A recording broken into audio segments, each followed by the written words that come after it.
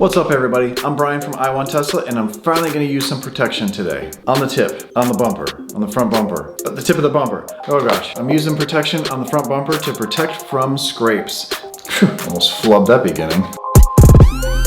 Sliplo is a product that sticks to the bottom of your front bumper. If you do scrape, say if you have a driveway that's inclined a little bit, you tend to scrape things, or my wife in the Model S, when she was going to work in the parking garage, it was kind of at an angle. She scraped the bumper a couple times. This sticks onto the bottom and is flexible enough to conform to the way your bumper is, and very strong. This stuff won't peel off. This will scrape along the ground so your bumper doesn't. Saves you a ton of money from body damage to your front bumper. This is very cheap, easy to install, and will protect you and save you money in the long run. I'm gonna move the car back, get the car on jack stands. You don't need jack stands for this, but I'm doing this so I can get the camera lined up so you can see a little bit better. And I'll show you how to install these. And I've talked to the company. They're providing all of you a 15% discount if you use my code, and I'll tell you more about that at the end. But I'm also gonna put it here just because some aren't gonna watch all the way through the end. So it's in the description too.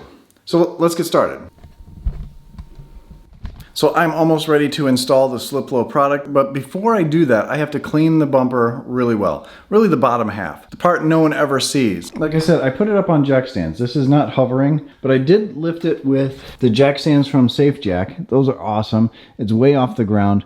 Plenty of space. Again, you don't have to do that. I did that because I need a room for my big camera to be underneath the car and for my big head to be underneath the car. So I can show you guys what the process is. My process is a little different. I have to do a lot of cleaning. Reason being is underneath the bumper, there's a lot of overspray from the AutoFlex clear protection that I had on the car about a year ago. I've taken that off. I had an early production of it and the base coat was yellowing. I've mentioned that before, but again, getting underneath the car is hard to spray, so there was overspray on that bottom section. Here's what I'm gonna do for my cleaning process. I've done this section right here, and I got a little bit more to do, but I took an older sponge that does not have one of those, it's not metal here. You don't want the ones that have metal because that's like sandpaper. This is a plastic scouring pad, and I have Dawn dish soap, and I'm just taking this and going back and forth until I wear off that coating. Using lots of elbow grease. You can't get that on Amazon. I'm taking alcohol on a paper towel for now. I'm gonna go over this later, and the alcohol will break down the rest of that. Got a nice clean section, or if you have a clear bra that wraps all the way down here, all you'll need to do is get the adhesive promoter on Amazon. There'll be a link in the description, and you just set it here. It's almost like a primer. It'll allow the glue from the 3M tape to stick really, really well. I'm gonna get to the rest of this. It's gonna take a while, and you guys don't wanna see that. But the 3M tape on this is very, very strong. If you want it to last a really long time, you can get an adhesive promoter, and they recommend an adhesive promoter. I'm not doing that because the way I'm cleaning this, I'm actually scuffing up a little bit. That is basically being etched, and that will stick really well to it. It's gonna be a test. I'm gonna come back and I'll tell you guys about it after a couple months and see how well it's sticking. The reason they recommend a adhesive promoter, let me show you. Because this is curved. On the Model 3 and the Model S, this is curved. It's not flat like you would have on say like a Ferrari or a Lamborghini. Those carbon fiber lips would be flat. And if you get those aftermarket carbon fiber kits, you definitely want this Sliplo protection on there. We're going to be starting back here a little bit, not all the way to the edge so you don't see it, but it's going to be back here and it's going to protect this edge. Not so much the front edge. You don't want to see the product. You want it to protect the bottom half of the car, which I wish I would have had it on already, because I have a pretty bad scrape already on here. This is a weird angle. These scratches here would have been protected because this fits right here. It's low enough where everything, the curbs will hit this. Now, if you hit a wall or something, of course, you're going to damage it. You don't want to put this all the way up top here. You want to set this back a little bit. In fact, for the Model 3, they recommend cutting off 1/4 of an inch along this leading edge here. As we get down to the end, we're going to cut some more off, and we can taper it down so you don't really see it. It'll be angled like this once we get to this point here, and then we can put some more down over there. Cutting off 1/4 of an inch is not going to affect too much because, you know, there's not much glue there anyway. All the meat is up here, whereas that's where you're going to have the holding power. Center is right here, so 1, 2. So I'm going to take 4 of these and cut 1/4 of an inch off on my bandsaw. You can, this is a thick material. You can cut these with a knife. If you have some heavy scissors, or heavy gauge scissors, some tin snips, pretty much anything that'll cut this. But I'm going to run this on the bandsaw this side down, so the bandsaw blade will cut through this first. It won't destroy the glue. Yeah, I didn't really cut much off. This is the piece that I cut off. So I got 4 of those that we're going to start with, and then I'll show you how to put these on. Again, they do recommend the adhesion promoter. Link will be down below. I'm going to test these out now without any adhesion promoter, and they're going to go, that 1/4 inch that we cut off is going to go right at the edge of the back of the bumper, and we're going to follow that line. By following that line, since we cut them on the bandsaw, they're all the same, they'll be perfectly straight. We're going to start in the center, so these points are at the center. But before we do that, one last call for alcohol. We're going to wipe this down, so there's no grease, no oils, no nothing on here. No nothing? That's double negative. Then we're going to start with one side. Look how much glue there is in foam. A lot of material there. It's very sticky. Try not to touch it with your hands. I'm looking on the top for the centerpiece, and then I'm going to lay this down.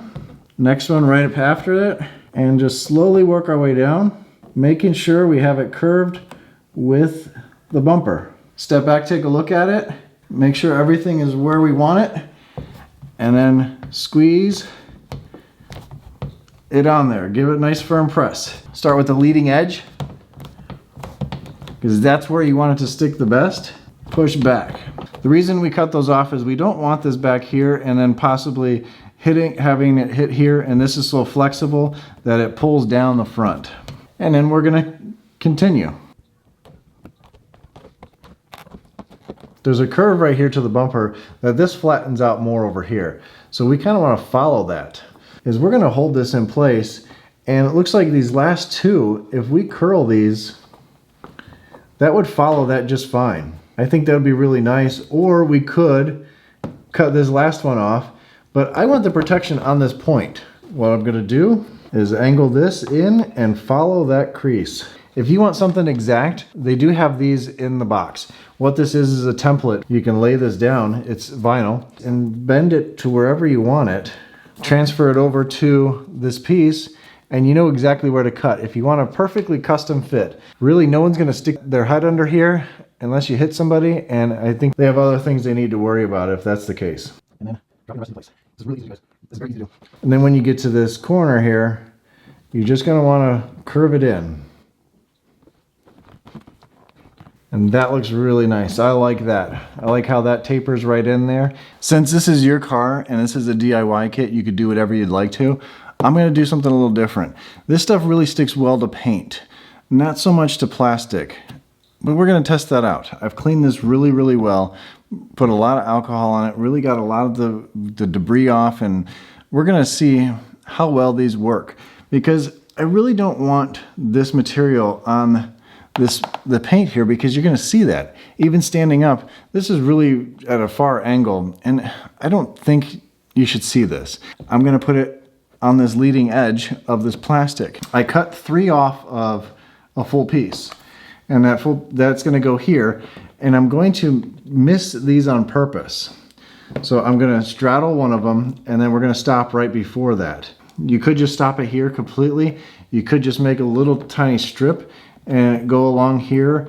I just don't think that's gonna look good. But you can do that if you'd like to. If you have a really steep driveway and that's what you wanna do, that is all up to you. But that's what's great about this DIY kit. It's yours. But this is what they look like so far. So I'll finish installing everything. It actually went really smoothly, a lot smoother than I thought. Now I'm gonna test these, and I'm gonna come back to you in about a month or 2 and tell you how well it worked, not using the adhesion promoter. We're gonna also test these out later in the video. After installing them, this is what I'm left with. I still have 4 full pieces and 3 tab pieces.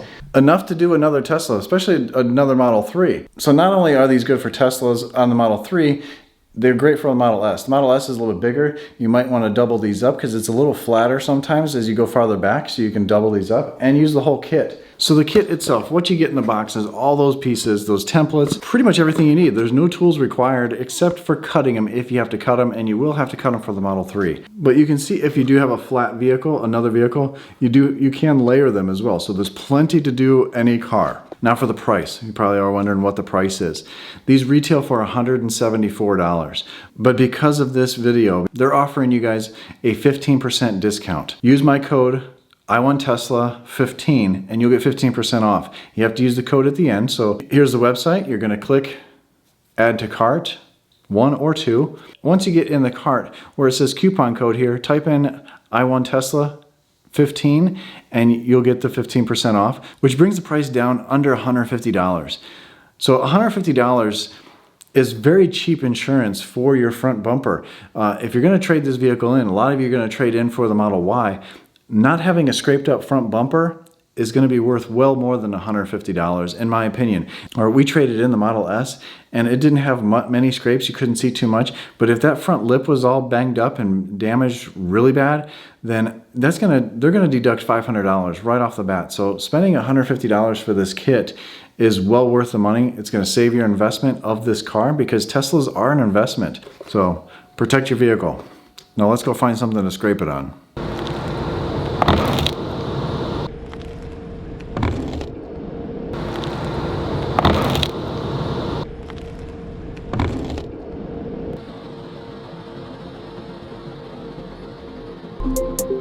Anything for YouTube.